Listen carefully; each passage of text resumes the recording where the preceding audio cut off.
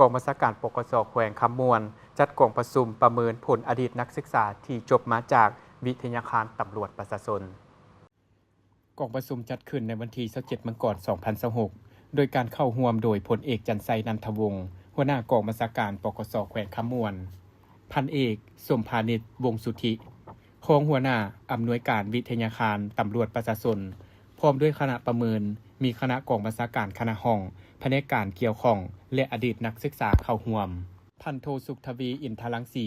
หัวหน้าห้องการเมืองปกสแขวงคำมวนได้ผ่านบทรายงานการจัดตั้งปฏิบัติหน้าเวียกงานของอดีตนักศึกษาในระยะผ่านมาซึ่งปัจจุบันมีอดีตนักศึกษาที่จบจากวิทยาคารตำรวจประชาชนประจำการอยู่กองบัญชาการปกสแขวงคำมวนทั้งหมด144สหายหญิง11สหายในระยะนั้นแบ่งเป็น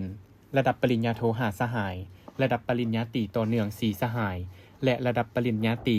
111สหายหญิง11สหายบทรายงานได้ตีราคาสูงต่อผลงานของบรรดาอดีตนักศึกษาโดยเฉพาะแมนด้านคุณธาตุการเมืองที่มีความนักแน่นมีความจงหักภักดีต่อพรรครัฐ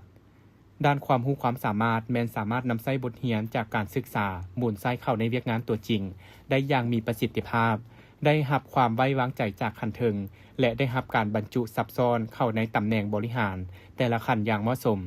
จากนั้นคณะประเมินและอดีตนักศึกษาก็ได้พากันโคนครัวแลกเปลี่ยนคำเห็นอย่างกงไปกงมา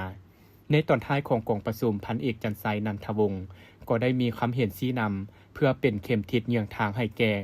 อดีตนักศึกษาในการสืบต่อฝึกฝนหล่อหลอมตนเองและปฏิบัติหน้าที่วิชาเฉพาะให้สำเร็จผลใหม่ที่ยิ่งใหญ่กว่าเก่า